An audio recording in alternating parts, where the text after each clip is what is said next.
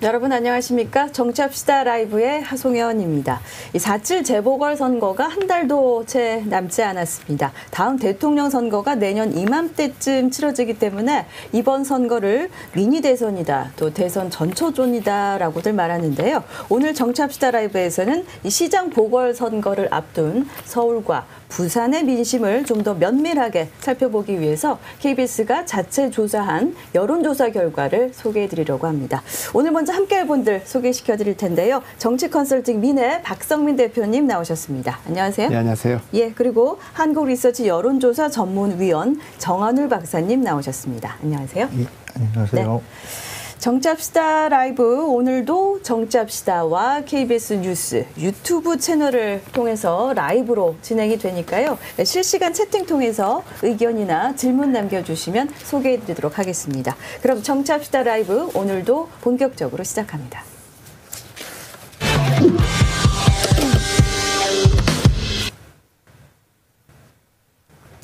안녕하세요. 캐스터 박채원입니다. 지난 8일부터 9일까지 이틀간 서울과 부산시에 거주하는 만 18세 이상 성인 남녀 각 800명을 대상으로 조사를 했습니다. 전화 면접 조사 방식으로 진행을 했고요. 95% 신뢰 수준에서 최대 허용 표집 오차는 플러스 마이너스 3.5%포인트입니다. 더 자세한 내용은 홈페이지를 참조하시면 됩니다. 서울시장 보궐선거 조사 결과를 자세히 살펴보면요. 보궐선거에 출마하는 후보 중 서울시장 후보로 누가 가장 적합하냐고 물었더니 더불어민주당 박영선 후보가 30.5%, 국민의힘 오세훈 후보가 23.1%, 국민의당 안철수 후보가 22.4%, 김진애 열린민주당 후보가 2.1%로 나타났습니다.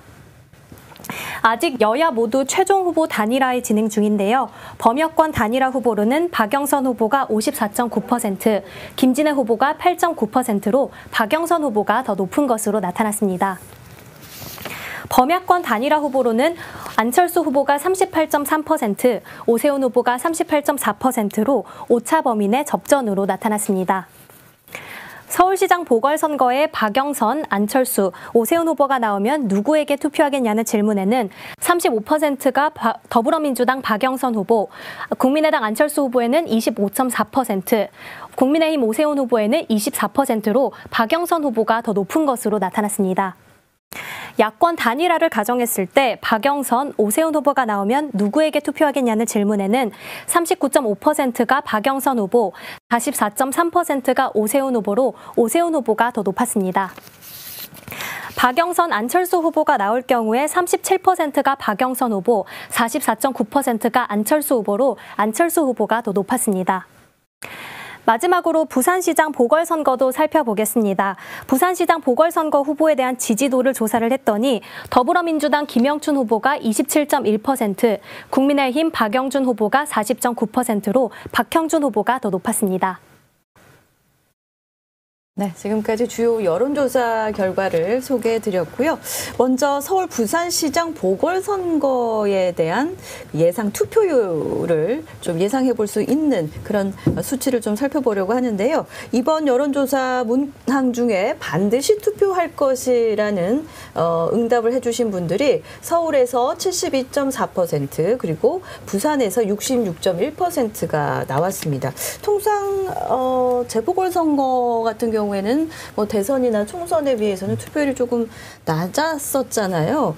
이번엔 70% 안팎 정도가 반드시 투표하겠다고 응답을 하셨는데, 이렇게 투표율이 높을 것으로 예상되는 상황에서 여권이 유리할 수 있습니까? 야권이 유리할 수 있습니까? 근데 이제 이런 조사는 우리 정 박사님이 더 전문가시지만 이 반드시 투표하겠다는 조사는 항상 높습니다. 아, 그래요?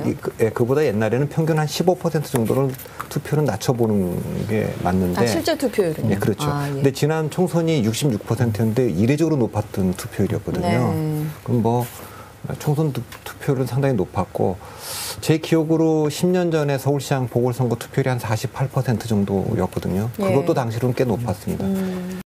이게 이제 대선 전초전이고 미니 대선이라고 불리니까 뭐 50%는 넘기지 않을까. 그러나 아무리 높아져도 60%까지 뭐 올라가지 못하지 않을까. 그 사이에 있지 않을까. 그렇게 그렇군요. 일단 봅니다. 예, 정 박사님 어떻게 보세요? 그러니까 뭐 말씀대로 이게 투표 의향 문항은 좀 이렇게 규범적인 답변을 하게 되는 이제 그런 문항이라서 네. 실제 결과보다는 좀 많이 나오고요. 근데 이제 어쨌든 이전에 이제 보궐선거에 비해서는 훨씬 더 높은 관심과 어떤 투표 의향을 보이고 있다는 점은 중요한 것 같고, 그리고 뭐 사전 투표 의향도 사실은 저번 총선 때보다 이번에는 이제 사전 투표를 하겠다. 뭐 이런 응답이 높았던 이런 네. 것도 있는데, 저는 여기서 좀 중요한 부분은 저거라고 생각하는데, 그 가령 저번 총선 때 이게 사전 투표 의향을 보면 젊은 층에서 투표 의향이 굉장히 편이었었거든요. 네. 근데 실제 작년 말에 발표된 선관위 조사 결과를 보면 20, 30대 투표율이 60대 이상 투표율에 비해서 20% 이상 떨어지는. 그러니까 2017년 대선에서는 젊은 층이 굉장히 많이 이제 투표장에 나갔던 이제 그런 어떤 선거였고, 그게 사실은 여당한테 굉장히 유리했었죠. 그런데 지금 저번 지방선거, 특히 저번 총선에서 이번 집권 여당의 어떤 지지 기반이라고 할 수 있는 그 젊은 층에서 투표율이 굉장히 급감했는데, 네. 이번 투표 의향을 보면 네. 지금 20대는 50%가 안 돼요. 적극적 투표 의향층이. 반드시 투표하겠다 이런 응답이. 그리고 그 30대도 다른 세대에 비해서 상당히 떨어지고, 특히 30대는 이번 정부 여당이 굉장히 강한 지지 기반이기 때문에 이 사람들이 지금 투표장에 안 가겠다고 한 건 굉장히 큰 변수가 될 수 있다고 보여집니다. 그럼 여전히 5, 60대 층에서 그 사전 투표 의향률이 굉장히 높게 나온 상황입니다. 아니요, 이번 사전 투표는 이제 젊은 층이 상대적으로 많이 하겠다고 하는데, 전체 이제 그 이번 보궐선거 투표하겠느냐 했을 때 지금 60대 70대에서는 80대 후반이 이제 적극적 투표 의사층이거든요. 그런데 네. 지금 20대는 굉장히 낮고 30대도 지금 한 70% 초반대. 네. 그러니까 굉장히 지금 격차가 나고 있죠. 그러니까 그래서 이번 선거에서도 사실은 투표율이 굉장히 중요한 변수가 될 수 있다고 보여집니다. 그러면 20대와 30, 40대 투표율이 낮게 나온다면 네. 지금은 어쨌든 사전 의향은 다른 연령대에 비해서 낮게 나오고 있다면 여당에 그렇게 유리한 상황은 아니다. 뭐 이렇게. 네, 그래서 저는 얘기해 볼 수도 사실은 있습니다. 지금 여론조사에서 나오는 그 비율, 이거보다 지금 이런 상태로 간다고 하면 실제 투표 결과는 훨씬 더 야당 쪽에 유리한 결과가 나올 가능성이 있다고 저는 생각하는 거거든요. 네, 알겠습니다. 그러면 이제 본격적으로 좀 조사 결과를 집중적으로 좀 들여다볼 텐데요. 이제 단일화를 가정한 가상 대결은 저희가 이제 추후 또 차차 얘기를 해보도록 하고요. 먼저 지금 상황에서 선거가 치러진다면 누굴 뽑겠냐 했더니 더불어민주당 박영선 후보 30.5%, 국민의힘 오세훈 후보 24.1%, 국민의당 안철수 후보 22.4%, 열린민주당 김진애 후보 2.1% 순으로 나타났습니다. 근데 여기서 볼 것은요, 단일화를 가정하지 않았기 때문에 지금 현재 구도에서 이런 정도의 그 지지율이 나타난 건데, 제가 궁금한 것은 이 국민의힘과 국민의당 안철수 후보의 지지율을 합치면 5.6%가 나오잖아요. 근데 이게 나중에 그 단일화가 됐을 때도 이 수치가 좀 지켜질 수 있을까요? 아니면 이 표 일부가 그 박영선 후보가 뭐 된다면 이쪽으로 좀 이동할 수 있는 정도의 수치인지 좀 그런 게 궁금한데요. 그 이 수치 두 후보의 합은 그 야당의 그 야권 단일화가 됐을 때 양자 대결의 득표율하고 거의 일치해요. 네. 오세훈으로 내든 안철수로 내든 한 네네. 45% 정도를 얻는 것으로 좀 나오고 있기 때문에 네네.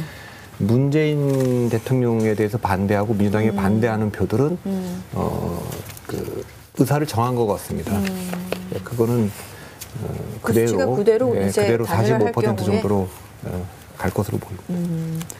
정 박사님은 어떻게 보세요? 그러니까 지금 그 수치가 사실은 심판론 수치하고 얼추 비슷하거든요. 그러니까 정권 이번 심판론. 정권에 대해서 예, 예. 심판해야 되겠다라는 그 수치가 어쨌든 지금 이제 특히 서울시에서는 이제 그 안철수 후보와 이제 오세훈 후보 양쪽으로 이렇게 조금 이제 분산돼 있는 이제 그런 상황이고, 그래서 이제 단일화가 이제 굉장히 이제 관건이 되는 이제 그런 상황으로 볼 수 있을 것 같고, 네. 하나 재밌는 건 네.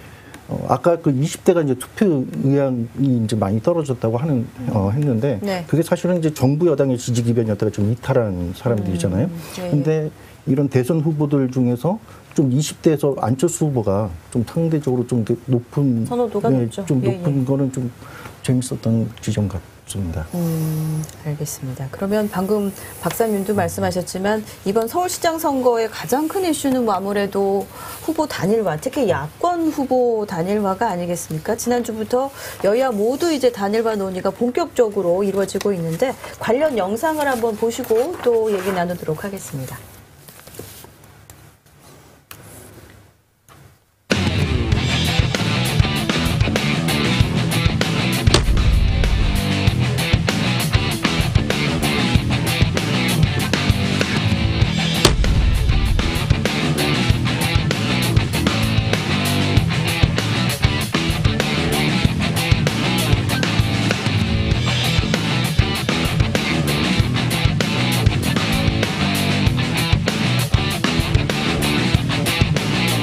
코로나19를 하루라도 빨리 종식시키고 힘들게 버티고 있는 소상공인, 자영업자, 청년들에게 희망을 주는 선거를 만들어야 합니다. 그 길에 김진애 후보와 열린민주당이 있습니다. 박영선 후보와 저 김진애 후보가 펼칠 이 토론과 그리고 평가는 역사에 남을 수 있는 그런 명장면이 될 수 있을 거라 기대합니다.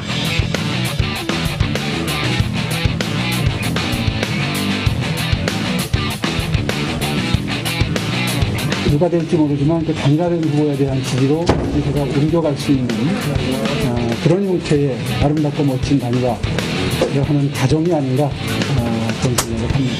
후보 단일화가 되면 한 마음으로 또 꼭 선거 승리를 위해서 함께 노력을 하면 좋겠다는 그런 생각이 듭니다. 그리고 정말 어려운 과정에서 함께 하신 분들 끝까지 같이 가겠습니다.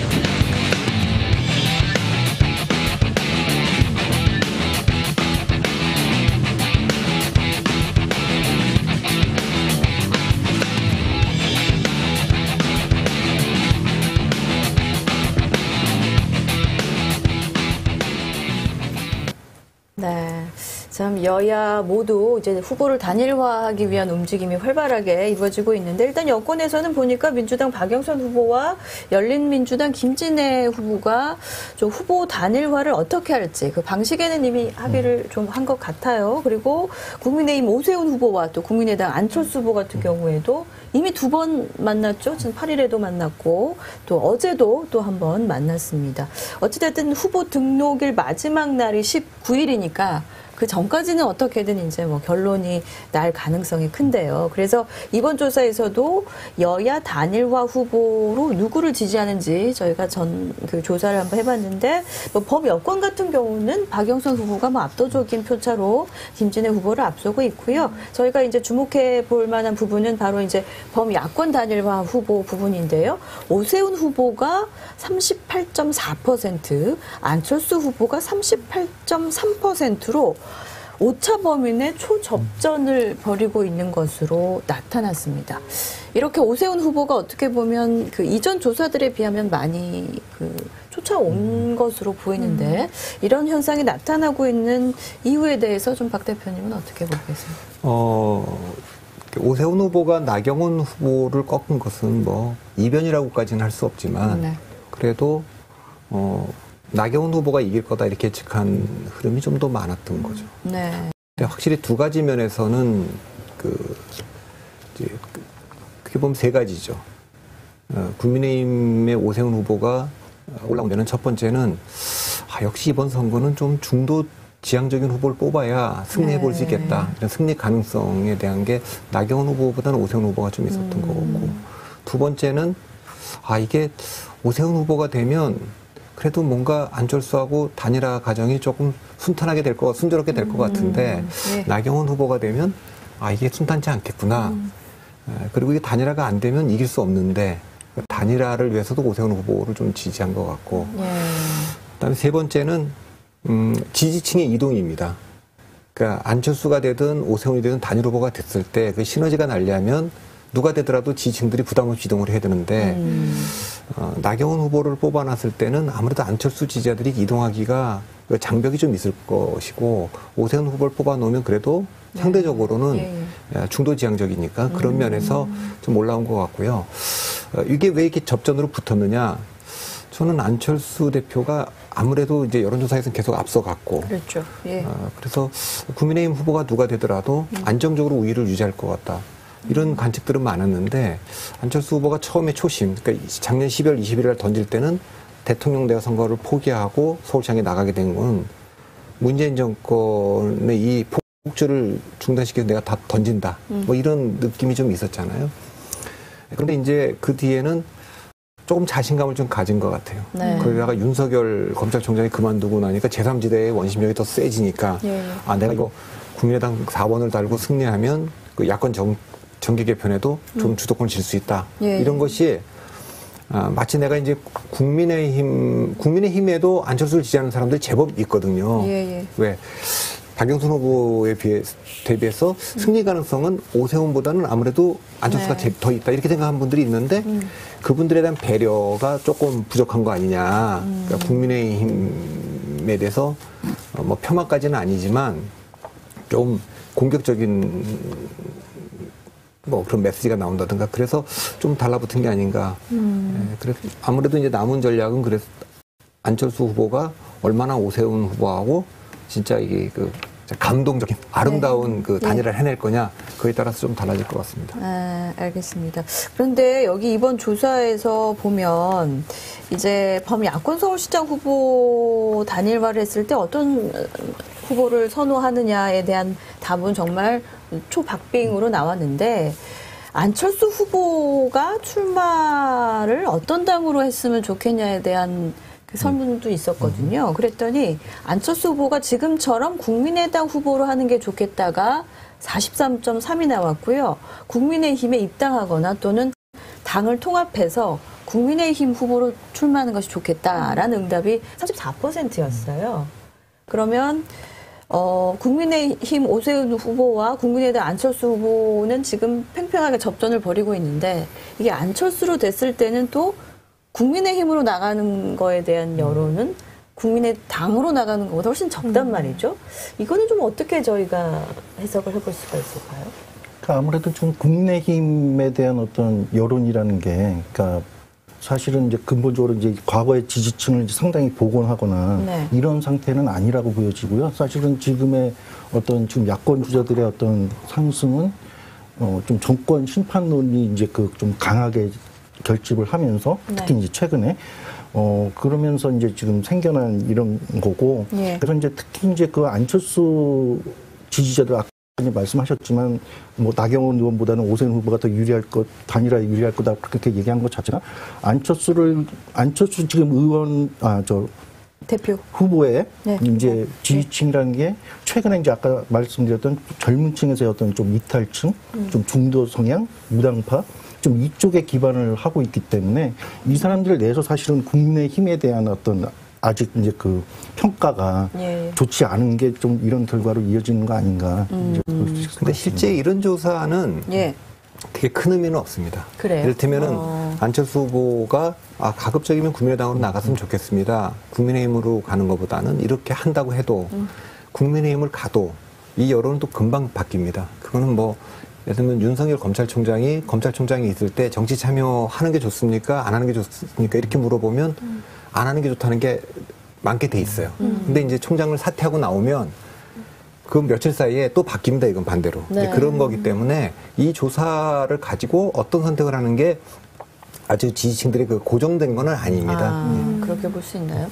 저는 이제 국민의당 후보로 출마하는 것이 좋겠다는 응답이 아주 높기 때문에 만약에 야권 단일 후보로 오세훈 후보가 된다면 이 안철수 후보를 지지했던 20대 또 중도층 세력들이 오세훈 후보 쪽으로 표가 가지 않을 수 있다는 그런 수치를 보여주는 건 아닌가 그런 뜻에서 이제 질문을 드렸던 건데 그 별 의미가 없다는.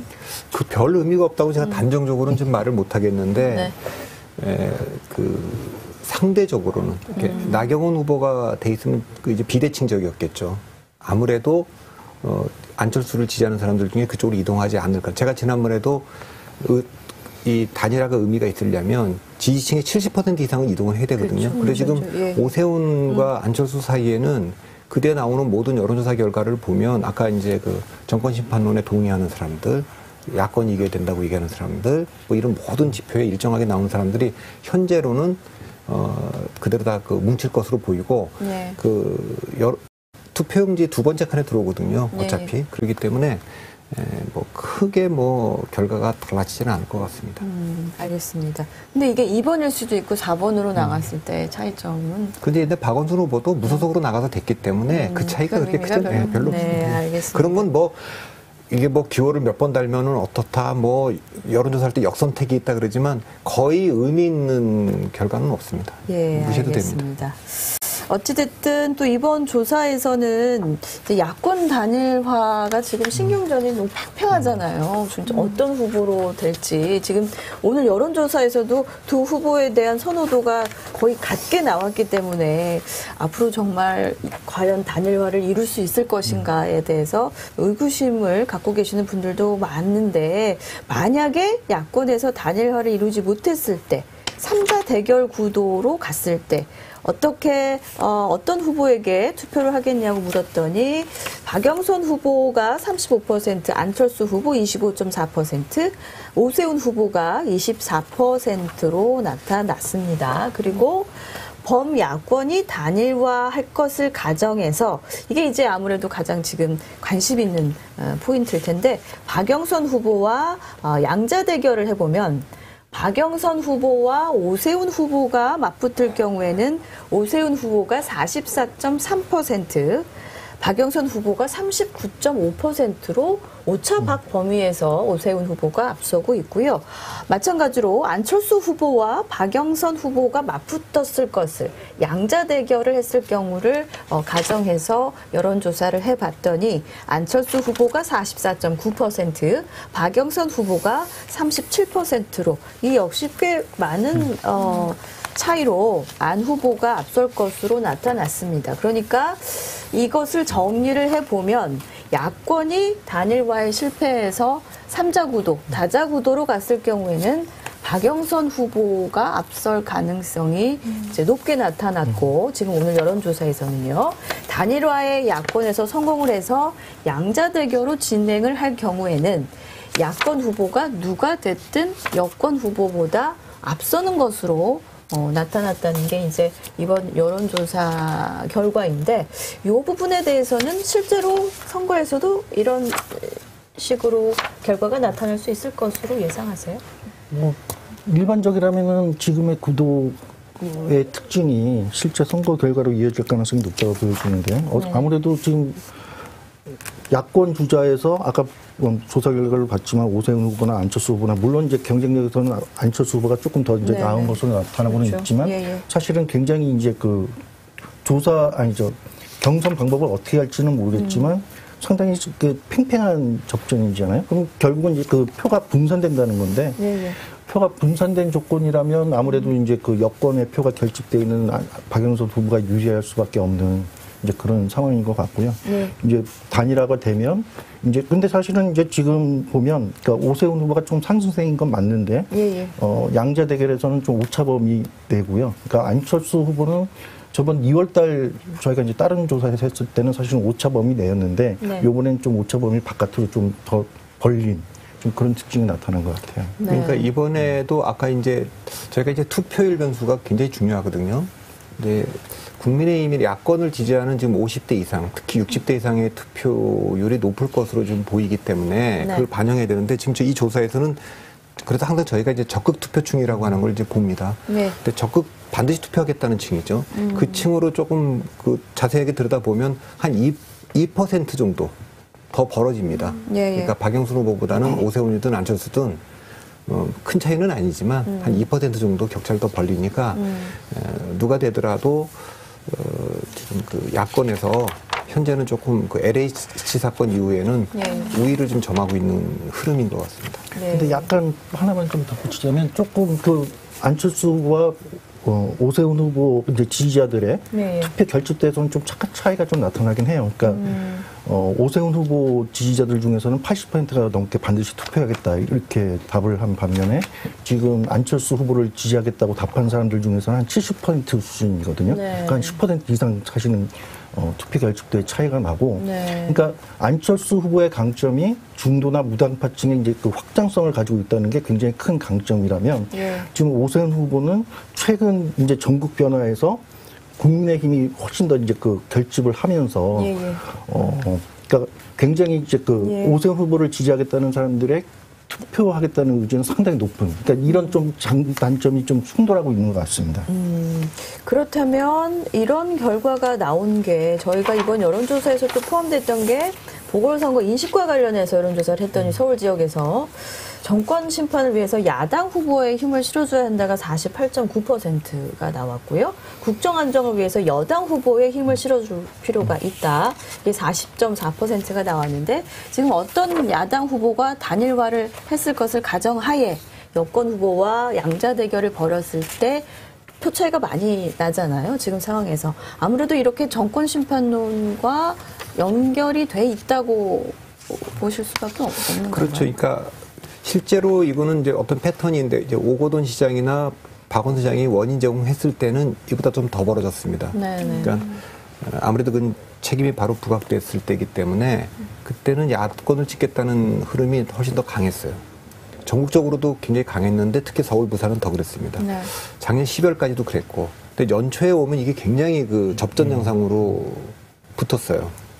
그 이제 대통령의 1월달 신년 기자회견에서도 좀 국정 기조의 변화가 있는 듯이 보였고, 추미애 장관이 이제 장관에서 물러나고, 네. 검찰 이슈가 좀 가라앉고, 네. 이렇게 돼서 굉장히 좋았고, 백신도 이제 접종 시작한다, 이제 그렇게 네. 됐고, 그랬는데, 이제 최근에 와서 그 검찰총장도 사퇴하고, 예. LH 사건 터지고, 이러면서 이제 또 다시 조금씩 벌어지는 그런 흐름입니다. 맞습니다. 그래서 저희가 또 이번 그 여론조사에서 재보선 관련한 이슈, 어떤 게 좀 이번 선거에 영향을 끼칠 수 있는지에 대한 민심도 살펴볼 수 있는 것 중에 1위는 부동산 정책이에요. 현 정부의 주거 및 부동산 정책인데 이것에 대해서는 계속적으로 부정적인 인식이 있었으니까요. 별 변수가 안 될 걸로 보는데 2위로 뛰어오른 게 LH 직원들의 투기 의혹, 신도시 투기 의혹이 14.3%로 나타났어요. 이번 LH 사태 불거지면서 재보궐 선거에도 좀 판세에 영향을 좀 끼칠 것으로 보세요. 어떻게 보세요? 영향을 미치고 있다고 저는 보는 편이고요. 지금부터도 미치고 있다고 생각하는 게 아까 네. 이제 말씀하셨던 것처럼 그 작년 연말에 이제 그 뭐 검찰 개혁 거기다 코로나 확진자 늘고 이러면서 심판론이 굉장히 세졌다가 네. 사실은 올 초에 뭐 무슨 대통령 기자회견이나 이런 것들로 예, 예. 상당히 이제 봉합되고 또 이제 백신 들어오면서 이제 지지율도 회복하고 네. 회복하는 국면이었는데, 그러니까 다시 이제 뭐 윤석열 총장의 이제 그 사태 예. 그리고 지금 터진 이제 LH 사건이 이제 가미가 되면서 예. 사실은 저는 지금 심판론이 좀 강화되는 쪽. 네. 이번 조사는 사실은 그런 흐름으로 좀 보는 게 맞다고 생각이 들고, 네. 아까 말했던 그 오세훈 후보가 이제 강세를 보이고, 그리고 뭐 최근 뭐 MBS 전국 조사를 보면 사실은 정당 지지율이 굉장히 지금 좁혀졌거든요. 네. 그동안에 국민의힘과 민주당이요. 예. 지금 5% 6%대까지 지금 좁혀진 이 상황이 조금 말씀하셨던 것처럼 그럼 정권 심판론, 그러니까 LH 사건과 이제 윤석열 총장의 사태로 인해서 보수층이 이제 결집할 고심이 생기고, 네. 이런 게 연결되면서 실제 선거 구도에서 심판론을 강화시키는 쪽으로 저는 좀 영향을 미치고 있다 이렇게 보고 있습니다. 근데 이게 이제 여권에서 뼈 아픈 게 뭐냐면, 부동산 정책에 대해서 부정적으로 평가하는 여론이 거의 한 80%가 됩니다. 네. 근데 그 이슈가 소멸할 이슈가 아니라는 거예요. 그러니까 네. LH 중심의 공공개발을 한다고 얘기를 했는데 이슈가 됐고, 이거는 서울시장 선거에서 TV 토론 같으면 야권에서 계속 질문할 거 아닙니까? 그렇죠. 예. 이게 이슈가 아주 진행 중이라는 게 더 뼈 아픈 거는 20대, 30대, 40대의 더 직격탄이라는 거예요. 그렇죠. 예, 예. 젊은 사람들이 더 분노하는 이슈고, 그렇기 때문에 여권 입장에서는 주요 지지 기반이 이탈할 가능성. 그것 때문에 더 뼈 아프죠. 네, 알겠습니다. 지금 시각이 정치합시다 라이브 진행되고 있는 지금 시각이 5시 30분을 넘었습니다. 지금 많은 분들이 저희 실시간 채팅으로 질문도 주고 계시고 의견도 남겨주고 계시는데요. 박재훈 캐스터 좀 네. 소개해 줄 만한 댓글이 있을까요? 네, 댓글이 좀 많이 있는데요. 좀 몇 개 읽어드리자면 네. 일단은 선샤인 님이 단일화 이뤄야 된다. 라고 하셨고요. 그리고 이제 순이 님께서는 이해 불가다, 정권 심판론, 어휴 이렇게 대답도 하셨던 분들도 있고요.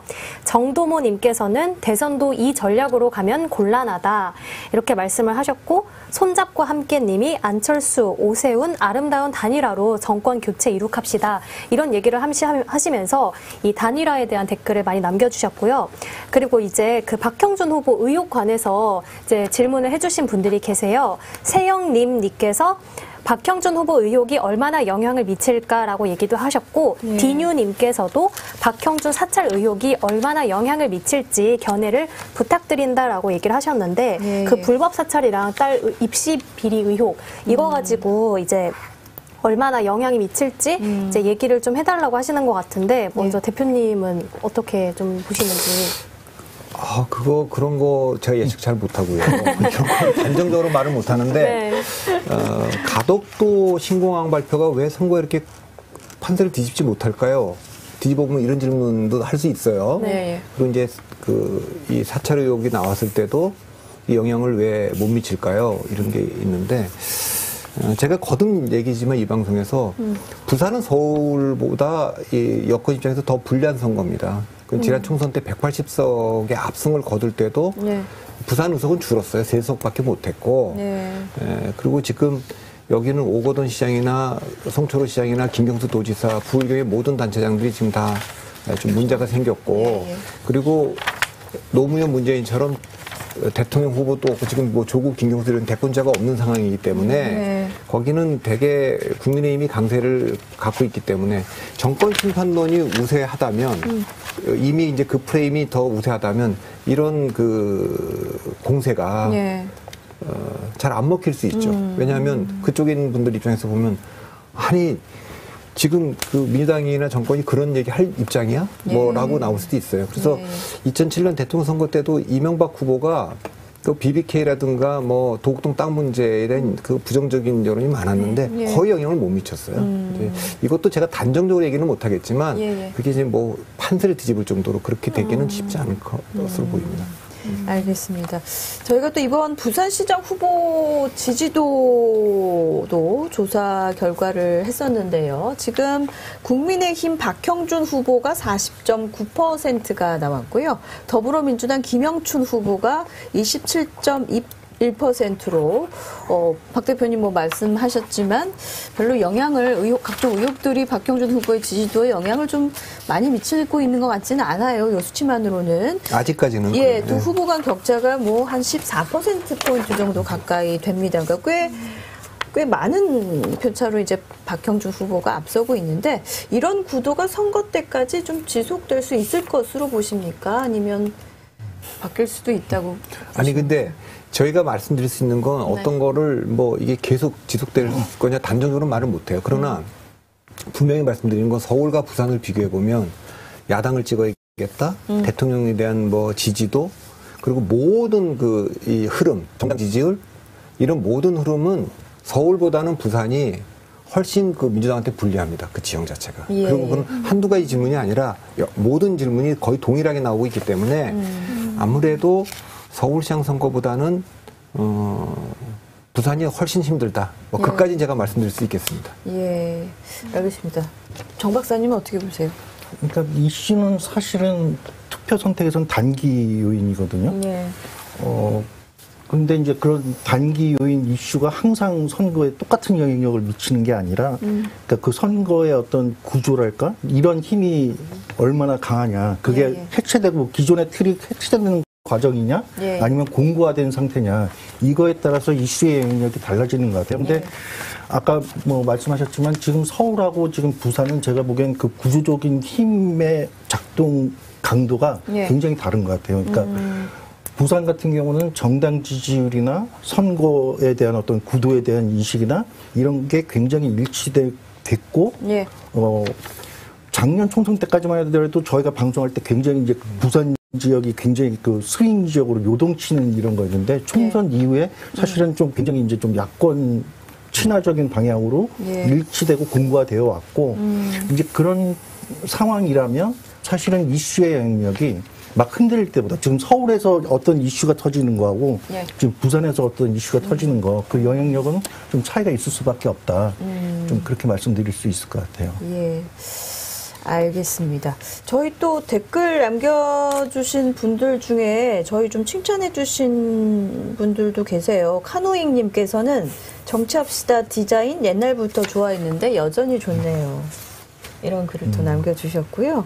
예, 다른 또 잘하고 있다는 말씀들 많이 해주셔서 저희가 좀 더 힘내서 방송을 할 수 있을 것 같습니다. 칭찬이 디자인이군요.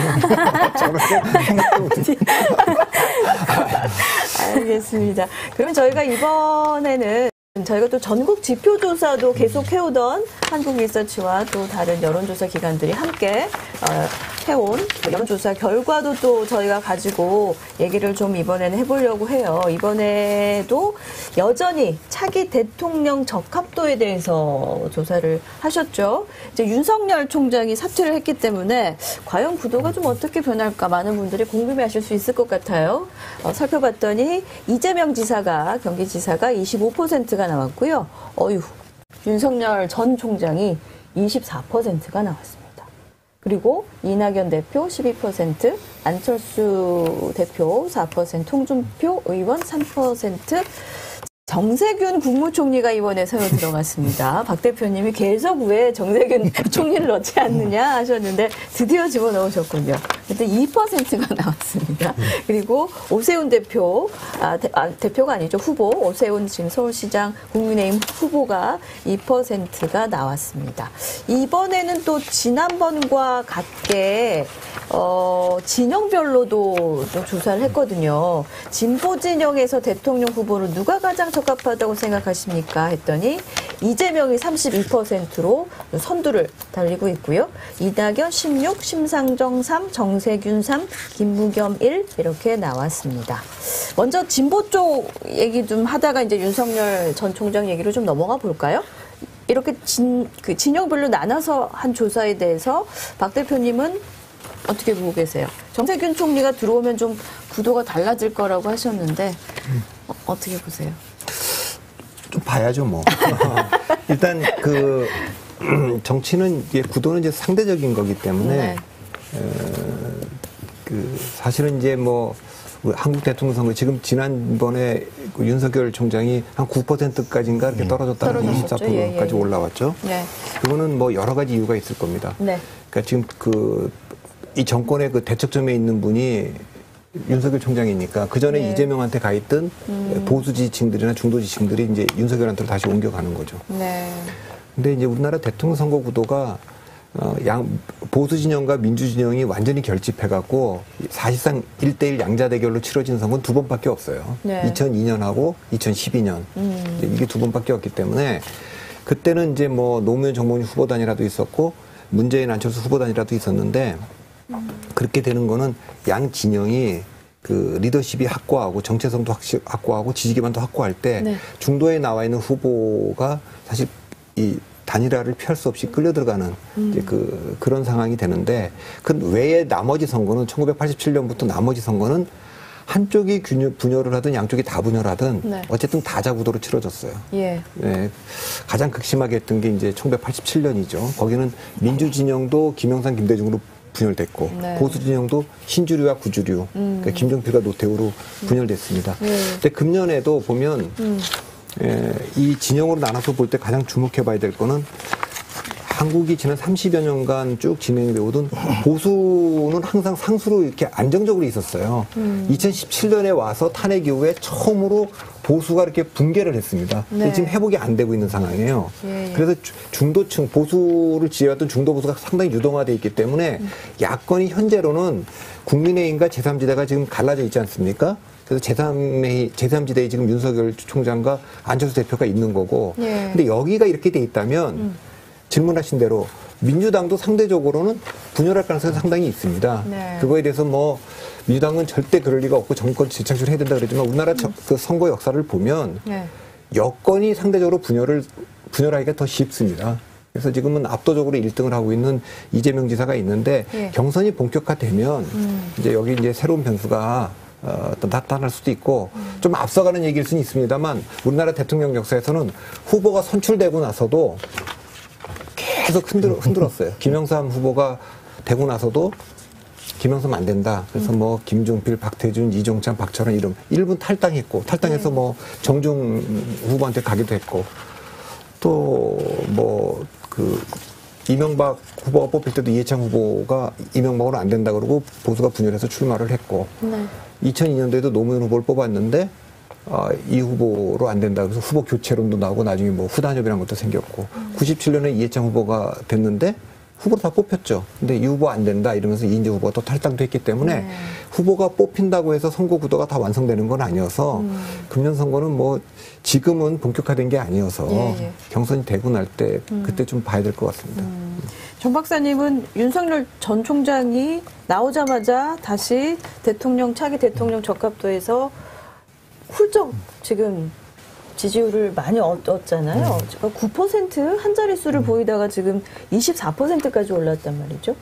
어떻게 보세요? 뭐 저희 조사에서는 제일 많이 나왔을 때가 한 12, 3%? 뭐 이 정도가 최고였었던 것 같아요. 그랬다가 이제 특히 이제 그 대통령이 이제 문재인 정부의 검찰총장이다. 그런 어떤 입장을 밝히면서 좀 정권 심판을 바랬던 좀 보수 성향의 이런 분들이 지지가 쭉 빠지면서 9%대까지 이제 떨어졌었는데 요번 과정에서 이제 윤석열 총장이 이제 그 급격하게 상승할 수 있었던 건 그의 말대로 그 전까지는 정부 여당의 사람인지 지위상으로는 사실은 정부 여당의 사람이고 근데 그 검찰 갈등 과정에서는 어떤 야권이 되는 이런 어떤 충돌이 있었던 건데 이번 과정을 거치면서 확실히 이제 윤석열 총장은 이제 여권 사람이 아니라 야권의 포지션임을 좀 정리가 된 그러면서 심판론의 입장을 섰던 사람들이 사실은 지금 현재 보수 정치인들 중에서 그 정치적 구심 역할을 하는 사람들이 없기 때문에 그게 이제 윤석열 총장으로 이제 모였다 이렇게 볼 수 있을 것 같고요. 앞으로의 뭐 전망은 사실은 잘 모르겠고, 근데 이제 다만 요번 지지층 분석을 해보면 재밌는 게 윤석열 총장이 한 요번 조사 결과를 보면 보수층에서도 이제 압도적 지지를 받았지만 중도층에서도 사실은 이재명 지사하고 한 2%인가 오차범위지만 중도층에서도 지금 제일 높은 수치가 나왔거든요. 그러니까 물론 이제 중도층을 다수를 흡수하지는 못하지만 중도층 내에서 좀 약간의 보수 성향 혹은 정부 여당의 좀 그 비판적인 이 중도층까지는 지금 과정에서 좀 흡수를 하고 있다. 그게 좀 이렇게 급격한 상승을 만들어낸 주요 요인이다 이렇게 말씀드릴 수 있을 것 같습니다. 윤 총장이 사퇴한다고 발표했을 때 일부 언론에서는 이게 사표인지 출사표인지 모른다 이런 표현을 썼는데 적어도 검찰총장을 할 때는 이분이 임기를 다 채우고 그다음 정치를 할지 안 할지 모르겠다 이렇게 많이들 받지 않습니까? 근데 사표를 내는 순간 정치할 가능성이 분명히 있구나 의지가 있구나라는 게 그 가능성이 조금 그 불확실성이 제거된 것 같아요. 그리고 사표를 낸 이유가 과정이 이건 분명히 내가 권력에 맞서서 그만두는 중수청 문제라든가 이런 거에 대해서 그리고 그 내놓은 메시지나 이런 게 그래서 분명히 아까 말한 대로 야권으로 포지션을 분명히 했기 때문에 그 두 가지의 불확실성이 제거되면서 정치를 할 것 같다. 대선 나올 것 같다. 그러니까 이제 지지율이 좀 올라간 것 같습니다. 그래서 이번 또 전국 지표조사에 포함됐던 문항이 윤 전 총장 향후 거취와 관련한 문항에서 윤석열 전 총장이 차기 대통령 선거에 출마하는 것에 대해서 어떻게 생각하냐는 질문이 있었잖아요. 그랬더니 찬성한다가 45%가 나왔고요. 반대한다가 42%가 나왔고 무응답이 한 13% 정도 나왔습니다. 한 3% 정도의 오차범위 내의 응답이긴 합니다만 찬성한다는 응답이 반대한다보다 많이 나왔단 말이죠. 그러니까 이거는 제가 정확한 수치는 모르겠는데 지난번에 검찰총장에 있을 때도 이분이 이제 사실상 정치권의 중심에 있었던 분 아닙니까? 이제 그럴 때도 윤석열 총장이 정치를 하는 게 좋냐 안 하는 게 좋냐, 그러니까 대선에 나가는 게 좋냐 안 좋냐 이렇게 하면 그래도 안 나가는 게 좋다. 이렇게 하는 여론이 더 많았어요. 현직에 있을 때는. 네, 그렇죠. 근데 이제 그만뒀기 때문에 이건 이제 뒤집힌 것 같고요. 이제 정치적 행보를 언제부터 할지는 모르지만 저도 4월 7일 보궐선거 이후부터 할 것으로 보이는데 그렇게 하게 되면 그 여론은 좀 더 올라가겠죠. 전 박사님 어떻게 보세요? 그러니까 이제 그럴 수 있는 여건이 사실은 뭐 아까도 잠깐 말씀드렸지만, 그러니까 보수 진영 내에서 야권을 결집시킬 구심이 너무 약한 거에 반증이라고 생각이 들어요. 거기서도 좀 상당히 어떤 그 자기 기반을 갖고 있는 정치인이 있다면 사실은 이렇게까지 막 이렇게 급격한 쏠림 현상은 어려웠을 것 같은데, 뭐 계속 얘기하지만 지금 야권 대선 주자들 앞선 사람들을 보면 지금 국내인 소속 정치인이 없잖아요. 그러니까 그만큼 지금 제1야당이 그 중심에 서지 못한 그런 현상이 어떤 반증 아닌가. 그러니까 그런 어떤 구조가 좀 크게 바뀌지 않는다면 좀 지금의 어떤 이런 공공행진 지지율은 조금 상당히 갈 수 있는 그런 상황 아닌가, 좀 그렇게 보여집니다. 맞아요. 박사님 말씀하셨던 부분에서 좀 더 깊이 있게 얘기를 해보자 치면, 이번 전국 지표조사의 질문 조항 중에 이제 보수 진영에서 대통령 후보로 누가 가장 적합하다고 생각하십니까? 라고 했을 때 윤석열 전 총장이 13%가 나온 것은 뭐 잘 알겠는데, 이해가 되는데, 안철수 후보와 서울시장 후보와 홍준표 의원이 18, 그 다음에 유승민 7, 오세훈 후보 5가 나왔습니다. 그러면은 3위까지는 지금 국민의힘 바깥 인물들이 다 차지하고 있는 거잖아요. 이 부분에 있어서 저는 조금 궁금했던 게, 이렇게 국민의힘의 대선 주자가 없는 상황인데도 막상 오세훈 후보와 안철수 후보가 단일화를 한다고 했을 때는 오세훈 후보에 대한 그 후보 선호도가, 단일 후보 선호도가 생각보다는 높게 나오는 것 같거든요. 이 수치대로만 보면 안철수 후보에 대한 그 선호도가 훨씬 높게 나와야 될 것 같은데 말이죠. 그러니까 지금 나오는 이 조사는 제가 그래서 대선과 거의 의미 없는 조사입니다. 지금은 이제 뭐 인지도 조사와 선호도 조사와 가깝기 때문에 작년에 이제 12월 20일 날 안철수 후보가 서울시장으로 나간다고 발표했을 때 생각해 보면 거의 압도적으로 1등이었어요. 그렇죠. 여야를 통틀어서. 그때 뭐 박영선 후보도 굉장히 낮았습니다. 그 잠재적 후보였죠. 오세훈, 나경원도 출마할지 안 할지도 모르는 잠재적 후보군이었기 때문에 낮았는데, 박영선 후보가 뭐 결심하고 출마 선언하고 민주당이 후보가 되니까 뭐 3자 구도에서는 1등으로 올랐었지 않습니까? 양자 대결 구도에서도 뭐 팽팽하고, 또 오세훈 후보가 나경원 후보를 꺾고 후보가 되니까 거의 이제 단일 후보에서 비등비등해졌지 않습니까? 저는 대선도 그렇게 갈 거라고 봐요. 그러니까 윤석열 후보 그 총장이 그만뒀기 때문에 일종의 컨벤션 효과처럼 지금은 이렇게 앞서가지만, 그 제3지대라고 하는 게 이제 안철수 후보는 뭐 본인이 서울시장이 되든 안 되든 대선 출마 안 한다고 얘기를 했고, 그러면 이제 윤석열 총장이 국민의힘으로 갈 건지 제3지대로 갈 건지 이제 이 선택만 남은 거 아니겠어요? 그 선택이 있고, 국민의힘이 이제 홍준표 대표가 지금 당 밖에 있습니다만, 홍준표 의원이 안으로 들어온다고 치면 홍준표, 유승민 이런 분들은 지난번에 대통령 선거 나갔던 분들이니까 인지도가 높으니까 앞서 나오는 당연하고, 오세훈 후보도 서울시장 나왔고, 이분이 만일에 서울시장이 되면 당연히 저는 안 나갈 거라고 보지만 대선에 떨어지면 또 옆에서 출마를 권유할 수도 있겠습니다. 그래서 원희룡 후보나 이런 분들이 누군가 하나를 뽑으면 그 후보는 그 양자가 되든 삼자가 되든 국민의힘이 그 만만치 않은 지금 그 모든 지표, 그러니까 정권 교체를 지지하거나 뭐 이런 그걸로 보면 국민의힘 후보가 확정되면 지금 오세훈 후보가 급상승했듯이 급상승해서 올라올 겁니다. 그러니까 지금 여론조사는 그걸 반영하고 있는 건 아닙니다. 네, 알겠습니다. 정 박사님은 좀 어떻게 예상하세요? 근데 뭐 저는 뭐 조금 더 의미를 좀 적극적으로 찾자면 저런 건 있는 것 같아요. 그러니까 지금 안철수 후보나 이제 뭐 오세훈 뭐 후보나 이런 분들이 서울시장 이런 경선에서는 상당히 높은 경쟁력들을 보여주는데 실제 이런 어떤 쭉 나열해놓고 이제 누굴 지지하냐 했을 때 사실은 그건 굉장히 높아지거나 큰 변동이 없었거든요. 그러니까 이거는 지금의 어떤 그 안철수 후보나 그 오세훈 후보의 어떤 지지율의 어떤 상승이나 뭐 어떤 경쟁력이라는 게 사실은 어떤 인물 자체 스스로의 어떤 활동에 의한 액션에 의한 어떤 지지율 이런 거라기보다는 아까 말씀드렸던 좀 현재의 어떤 심판을 좀 강하게 하고 싶은 그 사람들의 어떤 그 대항 수단 이게 좀 전략적으로 좀 모여 있는 네. 좀 그런 거 아닌가 뭐 그런 의미는 좀 찾아볼 수 있지 않을까 싶습니다. 네. 그러면은 이번에는 좀 진보 진영 내에서 있었던 그 차기 대통령 적합 돌기를 조금 해보면 이재명 지사가 뭐 계속 그 선두를 차지해 왔기 때문에 또 이낙연 대표와의 그 격차도 계속 이제 벌어지는 양상이었고요.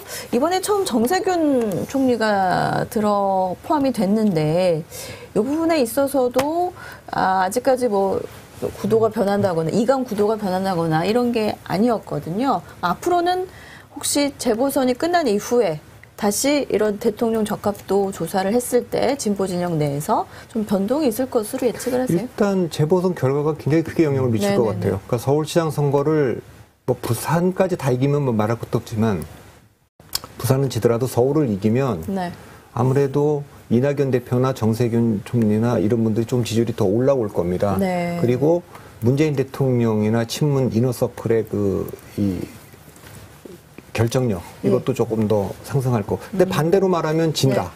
그러면 이제 책임론으로부터 좀 떨어져 있었던 이재명 지사의 대세론이 좀 더 예. 세지겠죠. 예. 그러니까 여권의 관심은 이걸 거예요. 예. 어느 정권이라 전두환 대통령 때부터 전두환 정권부터 지금까지 다 마찬가지인데 박근혜 정권까지 정권은 차기 정권을 만들어낼 때 자기들이 믿을 수 있는 사람 그리고 이길 수 있는 사람 이 두 가지 조건을 다 만족하는 사람을 찾아야 되잖아요. 네네.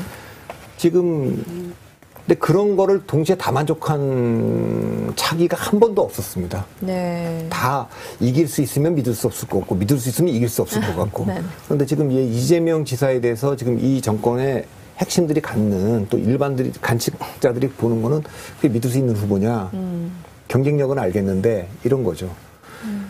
근데 자기들이 믿을 수 있다고 하는 후보들은 친문 후보들은 지금 나가서 이길 수 있을 것 같지가 않잖아요. 그렇죠.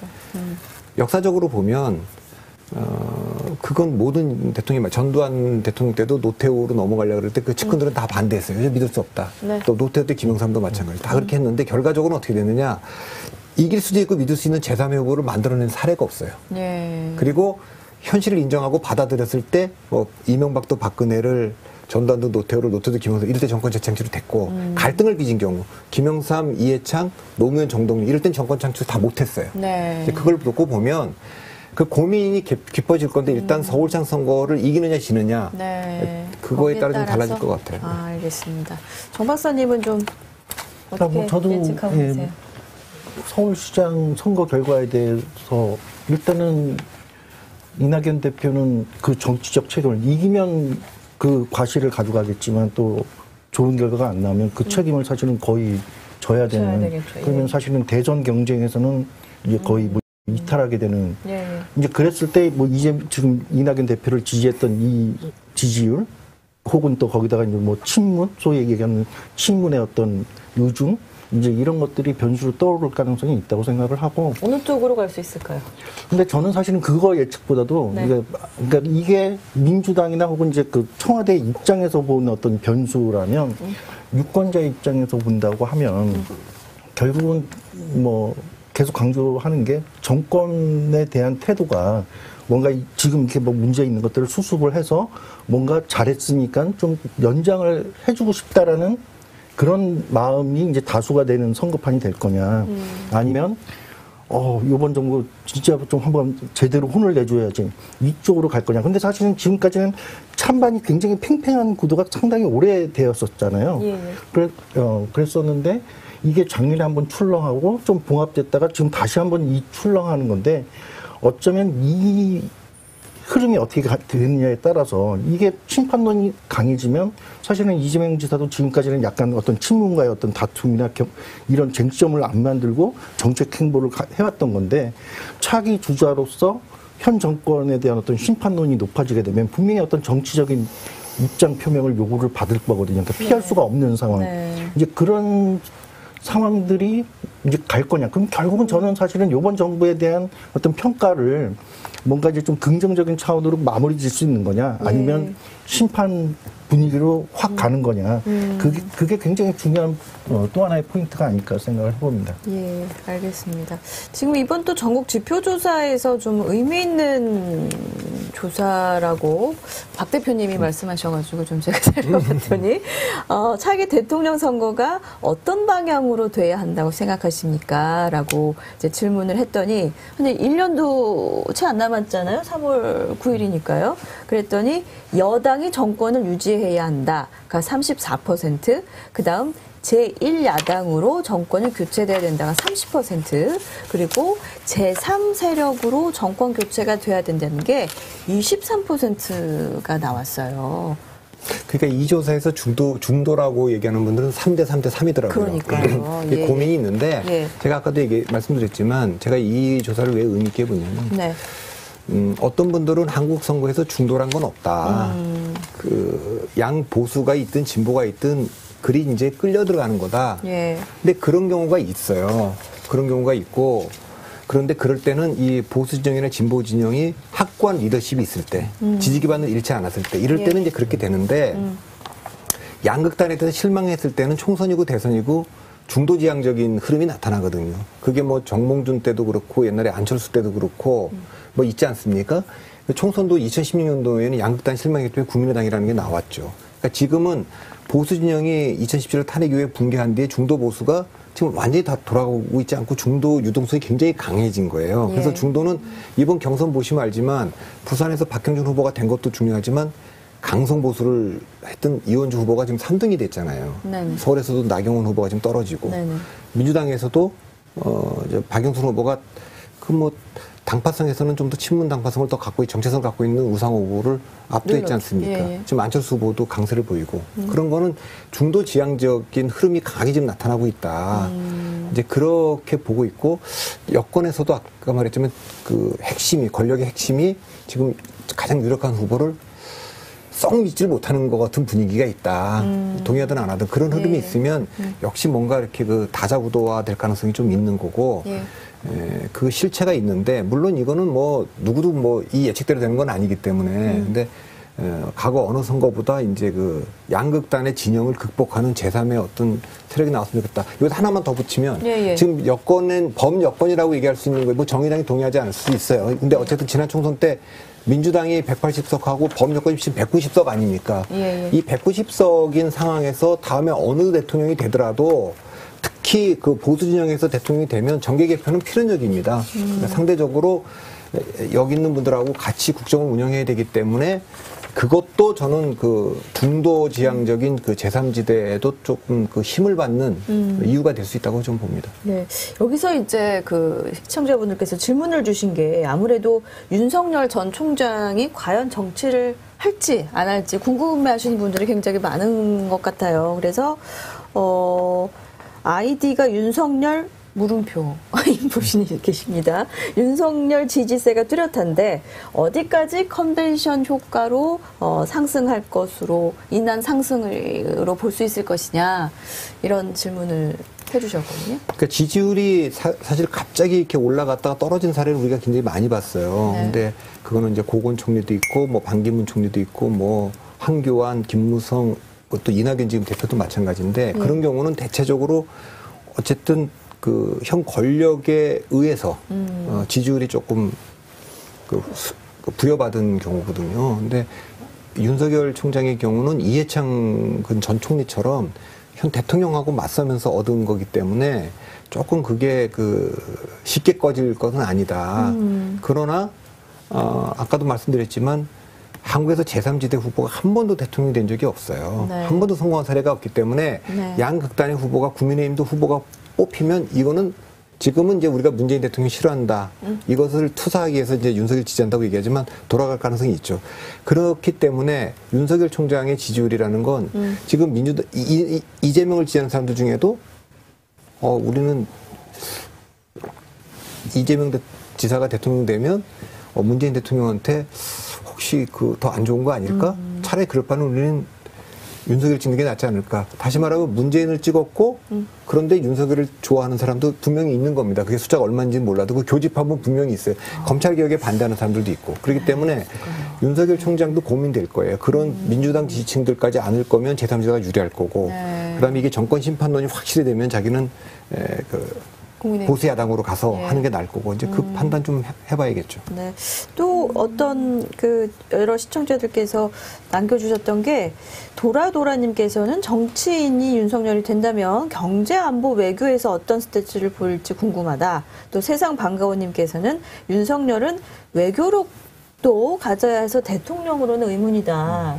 이런 약간 실제로 검사 출신이기 때문에 그런 부분을 좀 한나라의 대통령으로 보기에는 좀 아직도 조심스러워 하시는 분들이 있는 것 같아요. 정 박사님께서는 앞으로 뭐 윤석열 전 총장의 뭐 정치적 행보랄까요? 아니면 여론의 움직임 어느 쪽으로 좀 갈 것으로 예상하세요?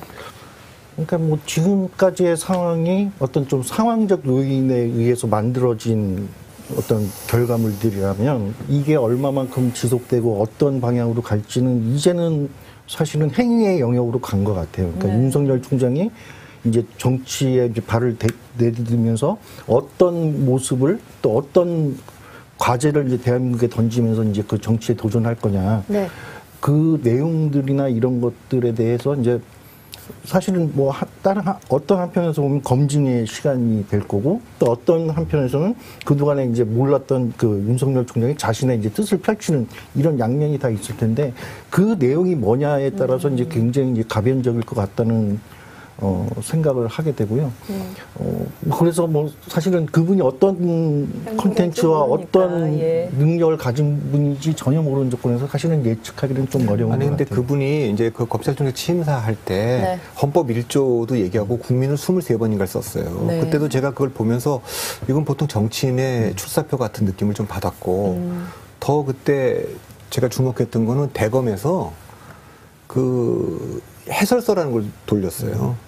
어떤 해설서? 그 취임사에 담긴 그래서 거기 내용에 보면 자기가 자유주의자인 밀턴 프리드만의 그 책을 읽고 영향을 많이 받았다. 이런 내용이 나와요. 그래서 뚜렷한 자유주의고 취임사를 제가 지금 기억을 되살려 보면 분명한 두 가지가 있어요. 하나는 경제나 정치에서 공정한 질서를 이거를 방해하는 그 반칙과 특권으로 여기는 그냥 엄단하겠다라는 거예요. 그러니까 그게 이번에도 그 LH 사건과 관련해서도 던진 얘기가 공공정보를 이용해서 이거는 이렇게 하는 거는 이거는 진영이 아니고 보수 진보가 아니라 국가의 근본적인 문제라고 얘기를 했단 말이에요. 그러니까 그런 거를 보면 어떤 반칙과 특권, 이 정치나 경제나 그런 데 뚜렷한 지향점이 있는 것 같습니다. 예, 알겠습니다. 벌써 저희 얘기 나누다 보니 1시간이 훌쩍 지났습니다. 오늘 또 저희 정치합시다 라이브에서는 여론조사 통해 드러난 4.7 재보궐선거를 앞둔 서울과 부산의 민심 집중적으로 살펴봤고요. 저희는 2주 뒤인 3월 25일에 다시 한번 서울 부산시장 보궐선거 여론조사 결과를 들고 찾아올 텐데요. 그때는 이제 여야 모두 후보 단일화 과정이 마무리가 됐을 시점이기 때문에 예측합니다. 예측을 그렇게 예측이 되는데 그렇다면 조금 더 선거 결과를 조금 가까이 예측해 볼 수 있지 않을까 싶습니다. 많은 관심과 시청 부탁드리겠고요. 오늘도 함께해 주신 박성윤 대표님 그리고 정한울 박사님 그리고 또 박지훈 캐스터 고생 많으셨고요. 또 오늘 오랜 시간 시청해 주신 여러분 감사드립니다. 그럼 저희는 여기서 인사드리도록 하겠습니다.